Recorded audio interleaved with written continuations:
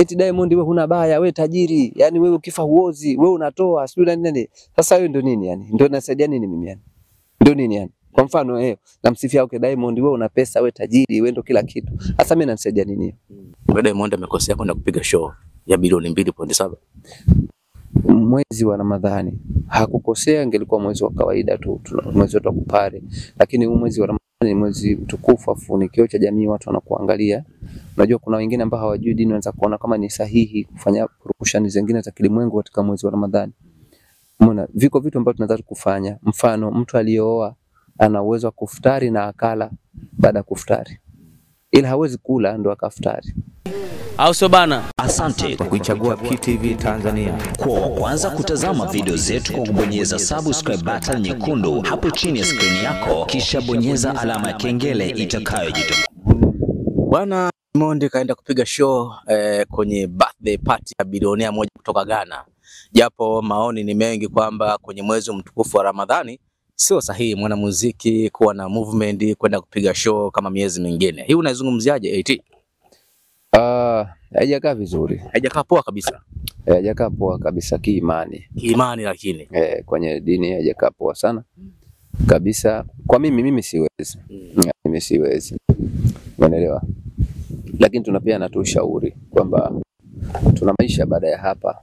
Wewe Diamond amekosea kwenda kupiga show ya bilioni 2.7 mwezi wa Ramadhani. Hakukosea, ingelikuwa mwezi wa kawaida tu, mwezi wa kupare. Lakini huu mwezi wa Ramadhani ni mwezi mtukufu, afu ni kioo cha jamii, watu wanakuangalia. Unajua kuna wengine ambao hawajui dini wanaanza kuona kama ni sahihi kufanya purukushani zingine za kilimwengu katika mwezi wa Ramadhani. Umeona, viko vitu ambavyo tunaweza kufanya. Mfano, mtu aliyooa ana uwezo wa kufutari na akala baada ya kufutari, ila hawezi kula ndo akafutari. Yani ukiwa kwenye fasting kwenye kufunga mchana, ile imani yako inatakiwa maradufu.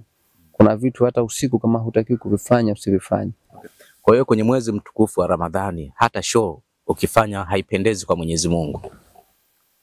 Muda mwingine hata mwezi wa kula mchana huwa haipendezi. Kwa sababu hizo show zinatofautiana. Show nyingine ziko tofauti kabisa na miongozo yetu ya dini. Unajua tunafanyaga tu vitu vingine tusema. Amepiga show usiku. Ndio nakwambia usiku. Sasa mfano usiku amepiga show alafu anamshangilia shika na chupa ya bia. Tunafanyaje? Au anabambiana? Hawajaoana. Wanabenge mtu kamshikilia mtu hivi. Alafu kwenye ngoma yako kabisa anaserebuka naye. Unafikiri nini kinachofuata? Na huu mwezi ni mtukufu kabisa. Mwezi ulio bora. Kwa hiyo pale inakuwa inamtengenezea njia mbaya. Inawezekana akawa hajauliza au inawezekana kana analijua, lakini kikawaida ni sometimes tujizuie. Tuna shida ya fedha, lakini kuna maeneo tunaweza tukajizuia. Kinia safi si kwa ubaya. Si mdhihaki. Umeelewa? Lakini tunasaidiana tu elimu. Kama nitakuwa nimekosea atanisamehe na watu wengine watansamehe. Kwa mimi sifanye, na yashanitokezea mara nyingi sana. Nishapigwa simu nyingi sana za mwezi wa Ramadhani. Wewe ufanye kazi, unaacha hela rafiki yangu. Kazi si ndio ile tu, usiku utakuwa umekula. Sawa, huu usiku ni usiku gani? Tunazungumzia usiku ulio bora. Katika siku zilizo bora ni usiku ulio bora pia, usiku wote wa Ramadhani. Tunachotakiwa kufanya, Mwenyezi Mungu tusimweke mbali sana katika maisha yetu, maana hizi pumzi tunazoringia ni za kwake. Kuna muda sawa Mwenyezi Mungu hafanani na kiumbe chochote, na ndio maana hakasiriki. Kasiriko la kwake Mwenyezi Mungu ni hasara kwa viumbe wote katika dunia. Lakini Mwenyezi Mungu ana huruma na ni mnyenyekevu. Tunamkosea na tunamuomba msamaha na anatusamehe. Mimi pesa kwangu sio kipaumbele. Sio kipaumbele kabisa kwako pesa. Ndio maana sometimes ukimsikia mtu anakuambia yule pale labda kuna siku naweza nikazungumza kitu kizuri cha Diamond kama kafanya, wengine wanaanza kama ni njaa. Mimi sije kuona faida ya fedha katika moyo wangu yani. Kama utu, mimi utu kwangu ndio na sehemu kubwa sana, na watu wote waliishi na mimi wananiambia msanii tofauti msanii wote. Mimi naweza nikakaa sehemu sina tamia na wala sipati pressure. Na hata mtu mkimwona tajiri ana fedha zake wala hazinipi mimi ukakasi kuzitamani. Kwa sababu najua ile ni riski yake, ni vitu vyake. Utakuja kutamani halafu na yeye atakutamani. utakuja kutamaniwa kwenye vitu vya watu. Hiyo ni mbaya, na wanaume wengi kwenye mfumo wa namna hiyo wameharibiwa kwa sababu ya kutamani vitu ambavyo sio vya kwao. Pesa, mimi natakiwa nitafute pale ambapo nahitaji pesa, napaswa nifate watu nikaombe mipango. Ibidi kuna mtu ndo nimewazana naye ndo nimpige simu, ndugu yangu hapa nimekwama, unaweza kunisaidia kitu fulani? Bana, naomba nisaidie, siko vizuri. Lakini kutoka tu, yani wewe ukishamwona tajiri umechanganyikiwa, una baya, ukifa huozi, wewe ndo unamshauri Mungu alete mvua, yani mpaka unakiuka mipango. Mimi hivyo vitu. Na ndio maana Steve Nyerere ananiambia, mwanangu wewe jishushe, usipojishusha ufanikiwi. Lakini sio kweli kwamba mimi niko cool, niko chini kawaida. Lakini kuna mtu sababu eti ana fedha asije kujidanganya kwamba ataniamuru mimi nifanye kwa sababu ana fedha. Yani msifanya. Eti huwezi kuwa chawa wa mtu. Kuzungumzia maisha ya mtu. Umepoa. Yani mimi nizungumza maisha ya mwanaume mwenzangu. Mimi kuwa yani chawa. Kwanza chawa matusi sana Zanzibar. Wanasema Zanzibar na familia yangu imetukanisha kweli. We. Eti kawa chawa. Yani mimi nimekuwa chawa, naanza kuzungumzia maisha ya Alikiba sasa. Alikiba hivi na hivi. Pale ambapo Ali atakuwa mtu kama hata kwa jambo baya. Watu wengi wameongea ni jambo baya, sio kweli, huyo mtu anamdhihaki.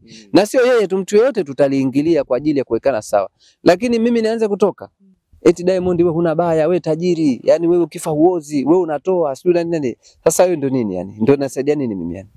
Ndio nini yani? Kwa mfano namsifia Diamond, wewe una pesa, wewe tajiri, wewe ndio kila kitu. Sasa mimi namsaidia nini?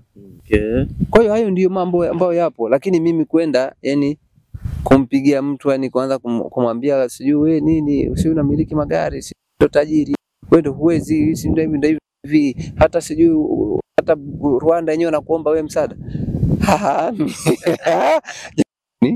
Hayo mambo mimi siwezi. Nitakuja nikufuru kwa sababu nitakuja kuzungumza vitu ambavyo mfano mimi kwetu Zanzibar. Sisi ndio watu wa kwanza kuwa na muziki Afrika Mashariki. Hakuna nchi yoyote ilikuwa na muziki kutu zetu. Huku bara mlikuwa mna ngoma za asili. Hamkuwa kuwa na muziki. Midondiko. Hizo ni ngoma tu za asili. Lakini sisi tulikuwa tuna muziki. Kuna ngoma fulani zilikuwa zinaitwa mkwajo, kwa nini sijui. Kuna ngoma fulani hivi unapiga na nani hivi. Ngoma gani? Kwa sababu kuna marimba, si ndio unapiga na unakutumia hivi. Ngoma gani ambayo unapiga? Zipo ngoma nyingi. Unajua sisi tuna makabila mengi. Kwa kila kabila linakuwa lina nini? Lina utamaduni wake wa ngoma.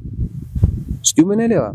Halafu ndo baadaye sisi tukaja tukapata Zanzibar, tukaja tukapata muziki kuanza kutumia na nini? Na ala. Ni miaka mingi iliyopita. Kwa hiyo tulikuwa tunazo ngoma zile za asili. Kwa hiyo hata kuna hivi vinanda ambavyo kama zeze vya asili. Ni instrument za asili pia zilipata kutumika.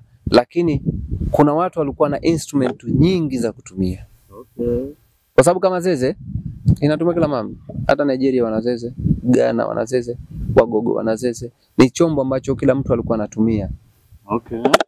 Lakini kuna vile vyombo ni nadra kuvipata sehemu nyingine.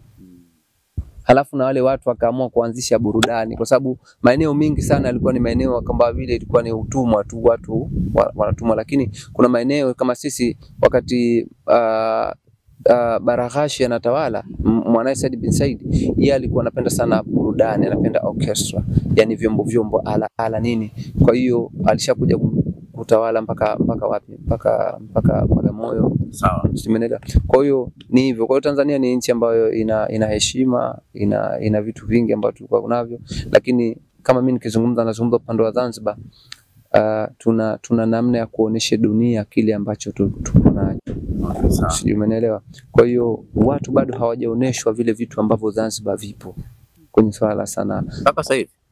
Mpaka sasa bado hamjaona. Mmeona vitu vidogo sana. Sijui umeelewa. Na watu bado wanahitaji kufunzwa baadhi ya vitu kupata kuelewa. Kwa mfano mdogo.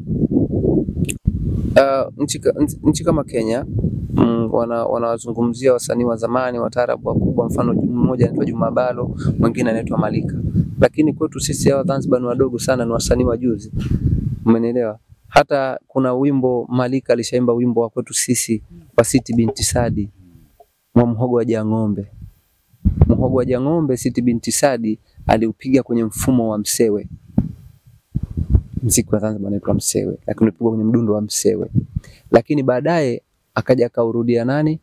Akaja akaurudia mwaka 79 akaja akaurudia nani marehemu Kidude Fatma binti Baraka kwenye mpigo wa unyago na chakacha. Chakacha ndo muziki wa mduara. Ndio kaja kapiga pale muhogo aja ng'ombe chakacha paka tamba mwiko. Pale ilichanganya mipigo hii miwili kwa wakati huu mmoja. Muhogo wa jang'ombe. Maana yake nini? Muhogo wa jang'ombe sija uramba mwiko, usitukane wakunga na wazazi ungalipo.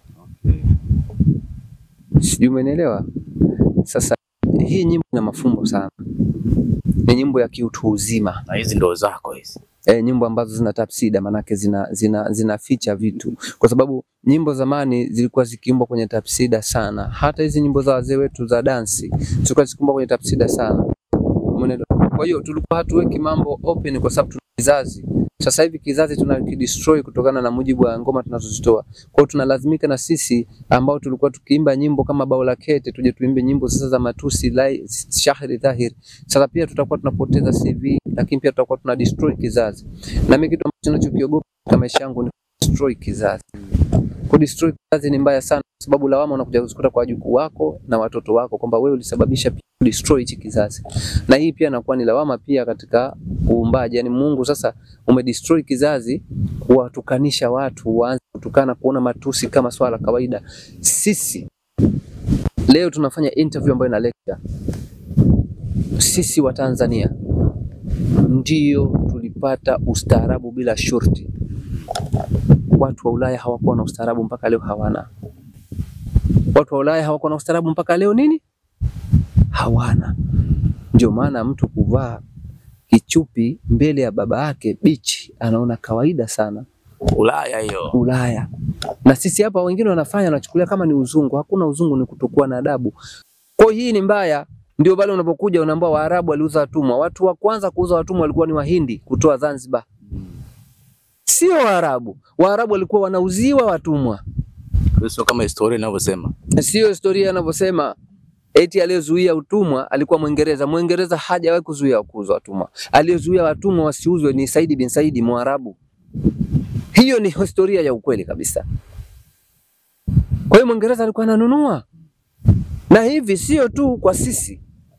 Hata Bob gani? Bob Marley sizungumza. Ushasikia wimbo wa Bob Marley, Buffalo Soldier? Anaambia watu wanatoka Afrika, wanatoka Amerika, Jamaica wanaenda kuuzwa Amerika wakapigane vita huko. Wao ndugu zao hawakuwa nao. Kwa nini wametuchukua sisi wakapigana vita? Au sio bana? Asante kwa kuichagua QTV Tanzania. Kwa kwanza kutazama video zetu kwa kubonyeza subscribe button nyekundu hapo chini ya screen yako, kisha bonyeza alama ya kengele itakayojitokeza.